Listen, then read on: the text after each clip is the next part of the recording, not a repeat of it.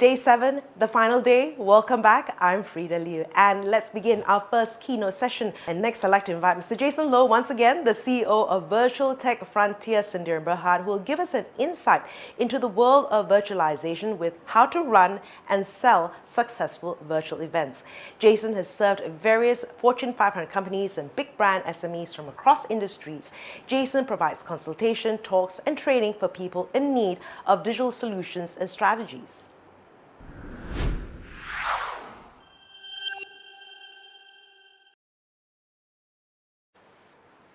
Hi there everyone, I am Jason Low, the founder and CEO of Virtualtech Frontier. We are a virtual solutions company where since the pandemic started, we have been focusing on developing all kinds of virtual solutions, be it a conference, a webinar, an expo, and so on. And for the past year, we have done a lot of these kind of virtual events and virtual expos, being Data Asia, one of them. So thank you very much for joining me in today's session as I talk about virtualizing the events industry. What can be done, what should be done, and what sorts of strategies that we can implement as event organizers to continue to keep this industry alive, even if MCO 3.0 is coming and the pandemic continues to go on, right? So we talk about the first feedback that most event organizers or expo organizers will come and tell us that they do not believe in virtual events. We will face all kinds of issues that would come up with various negative feedback and negative types of reactions whenever we ask someone to organize a virtual event. And the most common feedbacks that we are looking at typically is when we run a virtual event, people still want the physical touch and interaction of things, so they do not believe to run things virtually. Exhibitors are upset with the poor results and engagement that virtual events would bring, because when we do not have a physical touch point in place, people will then don't feel the need to engage, or they will actually take a lot of things for granted. And number 3, visitors who goes in usually have poor virtual experience. And this usually comes down to various factors, which I will then further explain in the slides beyond. And everyone does it in a forced to manner, as there is no other choice anyway.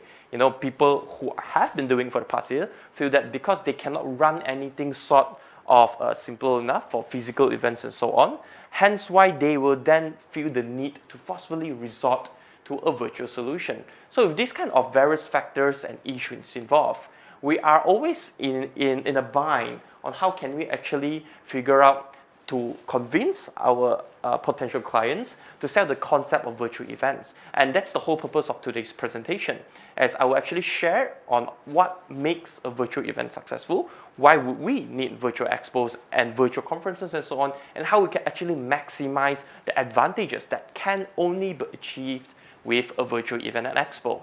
So let's take a look.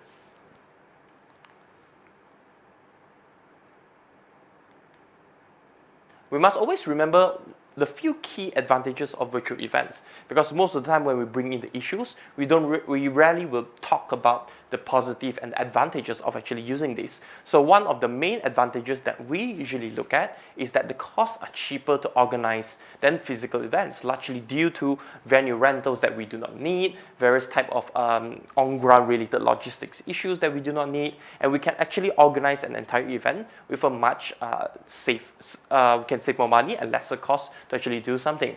Next will be to promote and market a digital event, digital marketing that we can use to only target visitors digitally, to route them the traffic to appear in our events is actually significantly cheaper as compared to if we decide to spend it on a billboard, on traditional media, the radio, newspapers, and so on, which generally the cost will be higher, and we can then not track how all of these people actually flow into our event per se.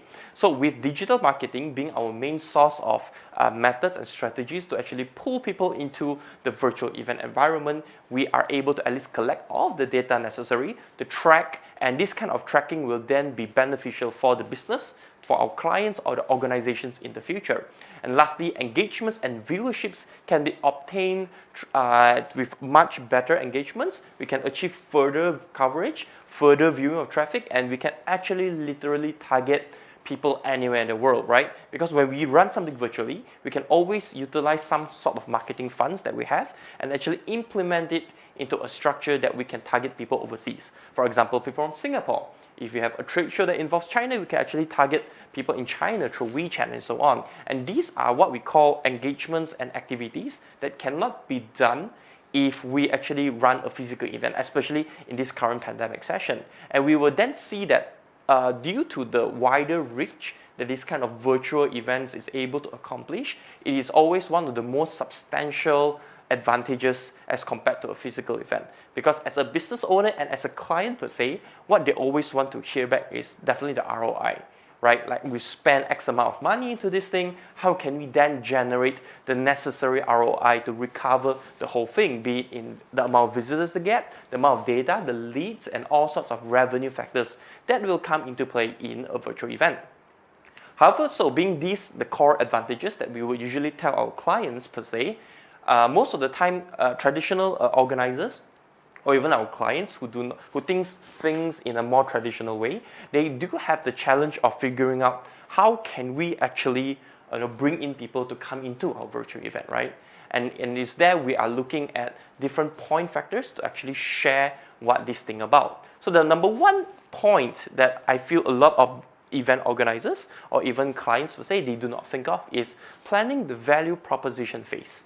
Much like physical events, visitors or participants will always seek to engage in something that provides value to them. And it is very similar with virtual events. We have to promote and provide digital value that our participants can get. And based on a lot of the events that have been happening for the past year or so, we do realize that a lot of people are just doing it without a clear purpose in mind. They do not have a very unique selling point to bring and pull people into the virtual event per se, right? And some might even be, their value proposition is this virtual expo, this virtual conference. It's a year-long event. Log in anytime, do anything you can. And this might usually be a misusage of saving costs. Some might think that I spent all the money to develop this whole thing in 1 year, and we can actually run it for the whole year. And with this, we can assumingly get more engagements than a physical event that only runs for 3 days and so on, right? However, when we are running these kind of virtual events and virtual expos, we are looking at creating that fear of missing out sensation, that if we are able to conduct activities within just a few days in a week, for example, right? This would then generate the kind of hype that is needed for people to actually come in and do something about your event per se. So planning the value proposition is key. And the issues I feel that most people are not aware yet is that how do we actually plan these kind of value propositions? So let's take a look at the slides over here to see what are the most common categories of things that we can plan for our users, right? So the first thing that we can see over here is, does your event provide an upskill of knowledge and skills? So for example, do you have a virtual event that actually has conference speeches with relevant topics that can help them? We are talking about the content per se. Why would people flock all the way to Clubhouse, right? Because Clubhouse, you actually have various speakers that are there to give valuable insights, to give different kind of knowledge, different skills that is required by the listeners. So the listeners want to go there to actually learn something, to gain something. And if the topics that we usually curate does not match the targeted audience, this is when things would fall out, right? The listeners won't be engaging, they do not know why they need to attend your conference per se, and depending on the database and leads that you actually get, the part where we curate a topic that is very relevant to our target audience should be the key here. The next activity that people usually can do would be like entertainment. And entertainment, we usually talk about how when we get influencers on board, we get celebrities on board, we get musicians on board to do various things that entertains people. For example, maybe it's a live comedy show.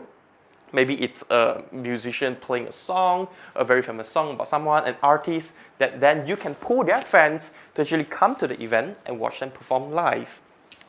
These are the things that usually is mistaken by people. They think that by getting an influencer on board just like that, we are able to generate the sort of traffic that is needed. However, what does that influencer or that actor or celebrity do is also very important, right? Are they going to sing something? Are they giving away cash prizes and things like that? Are they going to actually perform a short skit, some sort of a representation of what they usually do in their YouTube channels? These are the sort of value proposition that we have to think if we decided to include the aspect of entertainment into this whole picture, right? So entertainment is great, but only works to a certain extent. We can pull fans and followers into the virtual event if we have the correct entertainer or host per se. However, the relevance of that person towards the industry is still very important. And lastly, the third thing that usually a lot of people might look for will be promotions, because people tend to want to achieve something, especially if it's like a trade fair, right? If it's a trade fair, we are looking at people that want discounts, people that want cheap bundles, people that want the latest gadgets. Let's say if you decided to launch something, a lot of tech companies, they are launching their devices, their gaming PCs, their new mobile phones virtually. You have all these kind of shows in Facebook. You have all these kind of shows all across like YouTube Live, Facebook Live, and so on. And you have fans raving to want to go there and actually get that new launched item per se. So we then can incentivize people by offering various kind of bundles per se, various kinds of discounted items, or depending on what our target or the purpose of the event is, we then need to plan the incentives based on the promotions being found over here. So when we talk to recap about this point over here, we are talking about when you run a virtual event and expo, the value proposition that you give towards your targeted audience is very important, because when you get that part right, you then can convert people more easily onto your virtual show or virtual event, and this would definitely give your clients or maybe you yourselves the correct target market needed. So an example that we can see over here is definitely Data Asia by itself. When we curated Data Asia, we were thinking, how can we attract the necessary audiences within our event, right? And we've decided to do multitudes of activities that can replicate something from physical. So example, we have over 100 virtual exhibitors for people to explore the virtual exhibitions itself. That itself has a lot of gamified elements to explore with. We have 30 plus over keynote speakers for people that will want to come in to acquire knowledge. They want to learn something about digital transformation, and then therefore they can then listen to all sorts of topics that is relevant to them. So this is how we then pull various business owners to be relevant to the event itself. And then of course there is our virtual hackathon. Our virtual hackathon stands to be a competition that we do online, where we pull in various startups to come in and join, or technology solutions to come in and join, and then they will present their idea to retailers, right? So we pull in the retailers, we pull in the startup participants or the technology providers, and then they will come in and come up with a solution that then will be presented online. So this itself is also a separate activity. And lastly will be the startup floor or startup pillar by itself, where we then we were able to involve like various government organizations, like Magic per se. They will come in, they will support the event because we have a startup pillar over here. So by enhancing and actually populating your event with more activities, we can actually target different segment of audiences, and how these different audiences can come in and interact with our event. So the value proposition that we put it to the maximum width of our capacity, and hopefully that this will then strike in various attendees into our event per se, right? So this is all about value proposition and how we can actually plan the event to make it more exciting and so on. However, moving on to the next topic over here, we are actually looking at how we can market and promote these virtual events to people. Because most of the time, even if we have a kick-ass virtual expo, virtual conference, we have all sorts of attendees coming. We have all sorts of target market that we have already identified. How can we then reach out to these people? Because most of the time, we do realize the issues of people not being able to reach out to the correct target audience to register, very low participation rates, very low sort of conversions that we see through our digital marketing strategies and so on. Hence why all of this is actually very crucial to identify how can we then capture the right registrants into our event over here. So let's take a look at one of the case studies that we actually did just last year to showcase that what we did and what is actually necessary for an end-to-end execution of virtual event. So pre-awareness for any virtual event is key over here, right? Because with the proper pre-awareness, we can then only attempt to obtain user data as leads and constantly repurposing and reminding them to attend the event is very crucial. So what I mean over here is that many times we just decided to use a very singular method to run marketing.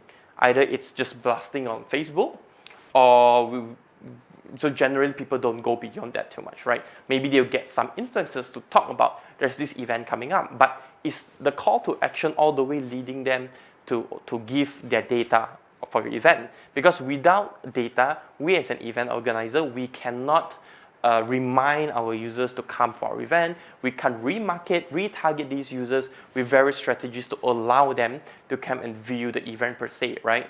So let's take a look at what we do generally end to end. What can we do in terms of a pre-awareness strategy to get people to come and event with a case study. So I've prepared a case study over here.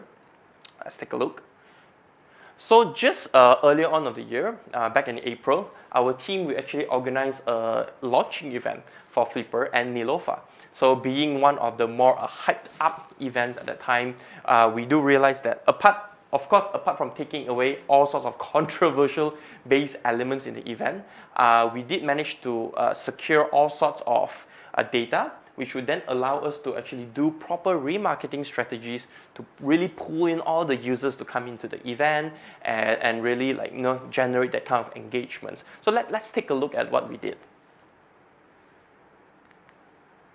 So the first thing that we do that typically we do not see a lot of companies doing is that we actually built a landing page, right?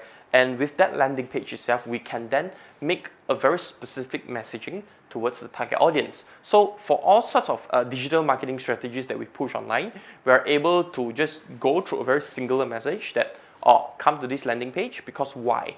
We are looking at giving away various activities. We're doing all kinds of things on the day itself. So if you would just key in your email over here, key in your mobile phone number, and let us remind you to stay tuned for the event. Because if you do come into the event, you can then win great prizes per se. So in this sort of strategy, because it is a B2C, business to consumer, a very commercialized product, we find that one of the best strategies towards ensuring engagement and participation rate is high for this itself would be definitely incentives based on promotions and whatnot. So by building a landing page, we are able to singularly focus on the message that people are supposed to come for the event, and if you are interested to win various merchandises or getting certain items on discount, you have to give us your data, stay tuned, and then allow us to then remind you again to attend for this event, right? So the landing page is one of the things. And the second thing that we do that we generally don't see people invest too much of the effort in is that some people, after they read relevant information, they still do not take action. And one of the ways that we have identified for people to come in and take action and really hike up that conversion rate is by implementing maybe even smaller activities inside the website, the landing page website itself. We are looking at doing something. For example, for this project, we actually did a quiz game contest, and within this quiz game environment, we actually managed to pull people to engage inside, right? So if they look throughout all the things, they realize that maybe on the day there's still nothing in it for me. But when they scroll down further, then they can then see, oh, what is this? Is this some sort of quiz? What do I get after I join this quiz and things like that? And this would then push people to enjoy and willing to participate and willing to engage into something as we have an activity ready for them. And we will also then mention somewhere in the call to action that we are only making a winner announcements right after, during the event itself, right? So by getting them to engage on a certain activity, rather than just reading an info, we are then able to again gather the data, and again we incentivize them with various promotions that will only be up for grabs during the virtual live session itself. The next thing that we did was a ton of social media content, because we do realize that a lot of times event organizers, they do not promote as much as we would like them to. During this short period of time, we actually did all kinds of content here. We have video content, we have picture content, we have countdown content, quiz content, join us, We have so much of content end to end that we just blast out towards the followers and pages every day, right? And by pushing all of these things every day, we are then able to then pull in interest, because we should know how Facebook algorithm works these days. Facebook these days, they would really want you to spend a lot of money on advertising. And because of this, your organic posts, the reach that they go out to is generally much lower than what it was many years back. And to kind of mitigate this, we do know that for a page that is more popular, or your clients who has a brand page that is very popular, not every post is being targeted or shown to everyone. Like if you have 60,000 followers, that doesn't mean a post itself will show your artwork to 60,000 followers and so on. So it's times like these that we have to mitigate this effect by creating all kinds of different content at various times of the day. Hence why you have agencies coming in to propose that one day you need at least three content. It goes to the stories, it goes to Insta story, it goes to your organic Facebook posting, your Instagram posting, even on Twitter, and things like that. And if you have other followings like emails, email lists, various leads from other sources, it is always also good to keep sharing it into these kind of various sources. And that is when only we are able to capture all sorts of different segmented audiences that Facebook does not automatically show to everyone anymore. So this is one of the important things that a lot of companies do not do. Not enough content to go out there, and with this, the shareability and the visibility of this whole thing will not pick up as it should. Now we talk about during the event itself, how we actually created all sorts of activities during the event to really push people to engage in that event even further. So earlier on I mentioned about how we actually created mini games in the pre-awareness stage where we put it in a microsite. We do realize that if that's the only thing that we do, and we do not continuously implement various activities of engagement within the event itself, the whole event would practically be dead. We would have a lot of issues where people just watch, they don't know what they're watching, and then they will leave. So in midway of the event, we also still continuously have to implement various sorts of activities during the session itself. And one of the sessions, we actually came up with this mini game, and we call them, for example, the Share Your Flipper Story contest, in which we actually, the MCs, like you can see the host over there, they will shout out about what sort of memories you have with your brand. If you submit your story right now, you answer a comment section, we will actually choose 10 winners. And of course, once again, you incentivize people to actually participate. And surprisingly, we did have a lot of people who comes in and actually submit their stories, and this will allow them to actually display the story over here, as we can see. So during the story session, we will actually load them up, and the MC would then read out the stories, and then for the viewers at home, they would then feel some sort of engagement over there, right? And with this, this is how we continuously keep our viewers entertained and engaged throughout the entire time. And we will only announce the winner again nearing to the end of the show. This is to, of course, make them stay and make them continue to watch during the entire duration of that virtual event. And lastly, one of the last things that is very popular again, maybe a lot of you have been doing it, but there are still a lot of companies that I have not seen really implementing this, is that different kind of incentives again in terms of the lucky draw.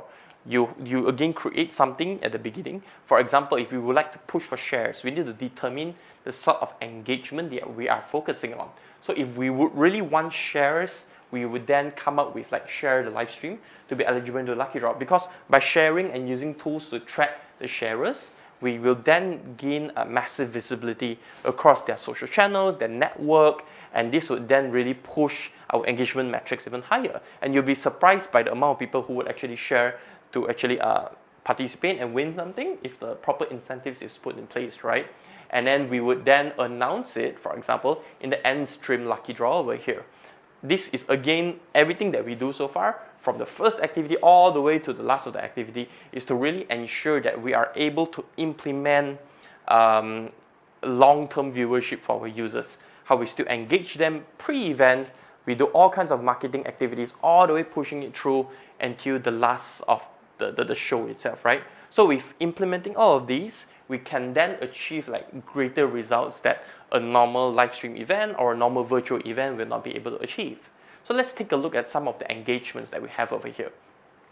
So throughout the end of the day itself, The purpose of the client when they run this thing is not only for awareness and also brand sharing, but at that time, the company is also looking at clearing or selling out their pre-orders, because those merchandise at the time was not ready yet. So they are actually doing this whole thing to just gain money for pre-order sales, right? So we were able to achieve 100% clearance of the pre-order products, and they even had to ask us to stop the pre-order flow on the website itself.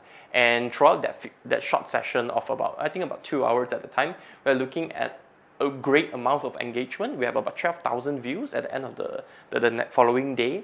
We have like 1,600 comments. People were very engaged throughout the whole thing.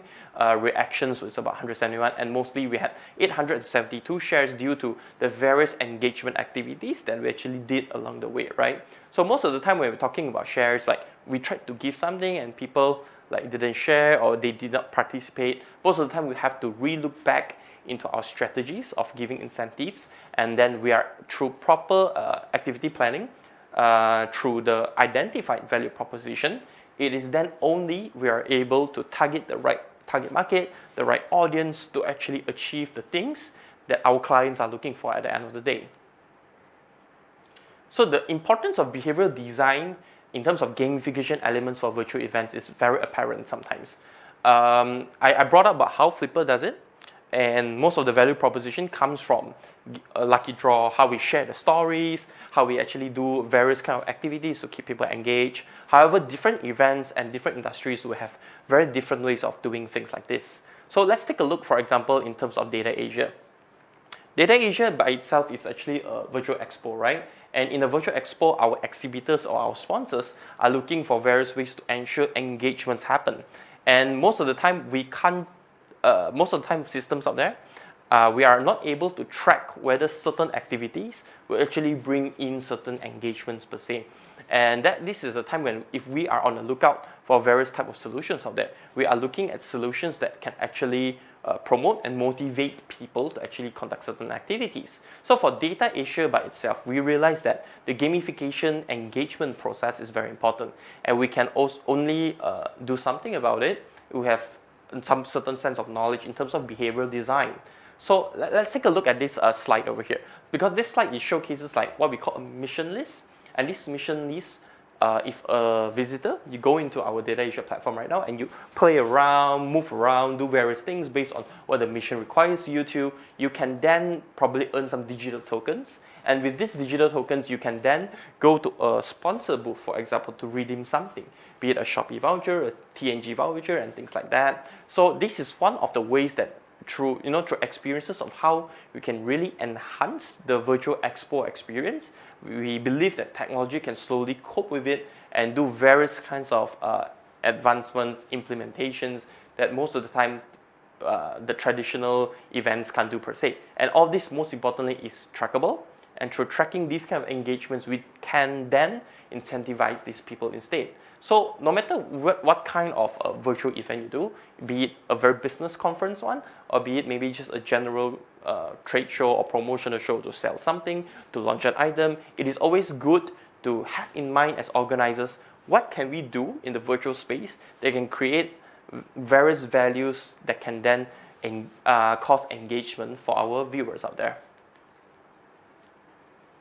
So by thinking of various incentives that we can provide to our users via actions, we can then, again, to reiterate, plan the flow out.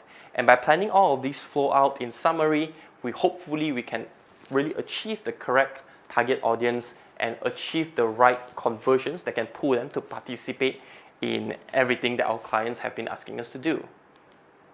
So going back to certain elements that I've mentioned earlier, I would like to address most of the issues that we face in the earlier feedback, right? So earlier on, at the start of this session, I actually, when I interview exhibitors and so on, you do realize that there are a lot of exhibitors who are upset with the poor results of engagement and leads. So I put this to answer at the last part, right? Is to just showcase to you in the first place, what are the ways and methods that we can actually use to promote these engagements and promote the leads. And to summarize again what I mentioned earlier on, most of the time it comes down to the value proposition. What can a user get by engaging in this event? Are we talking about knowledge and skills being shown? Are we talking about various promotions that they can get during this event itself? Or are we also actually talking about various entertainment value that they can get from artists, celebrities, and influencers alike, right? So most of the time, most of these things are not being planned out well enough, or they are just being planned out by a whim.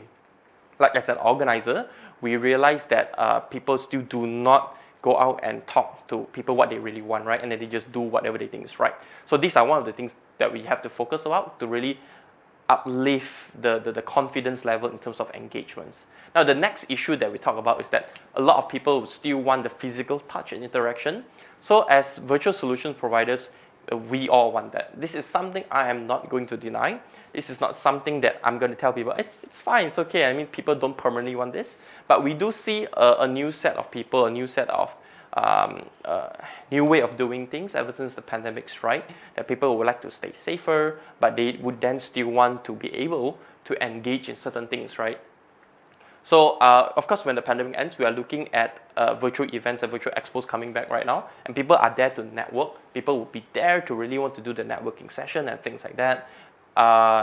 However, it will still not be able to beat how virtual-related activities can actually help in terms of the pandemic, where we are talking about further reach, lower optimization costs, and still achieving enough value if we can plan our engagement activities just right. And then moving on to the next feedback issue that we have is that visitors who goes in usually have poor virtual experience. So I feel that most of the time, we all as event organizers, we have to look at this in an angle that even if it's a physical event, you also have physical events that have poor experiences. Be it the venue is not good enough, the activities are not good enough, the guest speakers are not good enough, and things like that. And it goes the same with virtual events. Like when we run, so being a very trial and error thing for the past year or so, we have a lot of people who come in and they will continuously talk about various negative experiences because of lagginess. Okay, if you're talking about a solution or software per se, we usually talk about lagginess. They feel everything is fake. People don't interact with them as much as they want to. However, I would like to give an example of, for example, the e-commerce space, right? When e-commerce just started many years ago, we faced similar feedback from retailers or customers. They want to buy something, for example, a furniture or maybe a mattress. People will feedback, I can't even lie down on that mattress. How am I going to buy that mattress, something that I can't feel? And those are the very prominent questions that popped up for many years, right? And right now, if we're talking about it, people just buy almost everything online. They can buy a house online, book a house immediately online, book a car online, buy mattresses online, buy all kinds of food that they have never tasted before online. And all of this is done with very similar effects with what virtual events are currently facing in terms of issues. So how did the industry transform from something that does not believe in e-commerce into something that people will only transact and buy if it's on e-commerce right now? And this is due to various activities and things that large companies are doing. For example, Alibaba, Lazada, Shopee, they are doing all kinds of engagement activities, they are doing all kinds of promotions, they are doing all kinds of awareness, celebrities endorsing it. So we can see very similar trends with how e-commerce companies are actually marketing their platform to allow users to just use a solution to get whatever they want. And we all as event organizers, it is also very prominent for us to think about it at that very same angle too. So moving on to the final topic is that everyone that does it is forced to do it, and we don't have any other choice. And for us as event organizers, especially me and my team who are running virtual related solutions, we find it to be very important that we have to embrace it. Sometimes, most of the times, this is similar with how retailers was forced to go online many years ago. They come in, they were like, online doesn't work. We don't want a digital store that people can't interact and do things that we're so used to. Because we're talking about businesses who have been running what they know for 15, 20, decades, and suddenly asking them to change, the method usually will not be that well received. And I would like to hit everyone in the industry to also change that kind of mindset. Because if we really focus on the advantage points that virtual events and virtual expos is able to achieve and do, then we can only probably say how we can move the industry together. It is through these kind of methods. Because if we do not get our mind out that, virtual events will forever be not good, be lousy, a lot of disadvantages come with it, then of course the industry of pushing things virtually or virtual engagements per se will always be very bad. So by changing our mindset to think that it might be the only way to do things right now. However, if we are able to properly gather our minds together, get our efforts together, and have great thoughts about growing this industry together, I believe that we all in Malaysia itself can achieve greater heights in terms of the virtual engagement industry and also the virtual events community per se, right? So yeah, that's all about the whole virtualizing of events that I would like to share today. I hope that I am able to give various value to you out there and give certain light bulb moments on how we can actually improve our virtual events in terms of execution, engagement, and also in marketing. So thank you very much. I'm Jason Low, and I hope you learned something from this session, and I will see you next time. Bye, guys.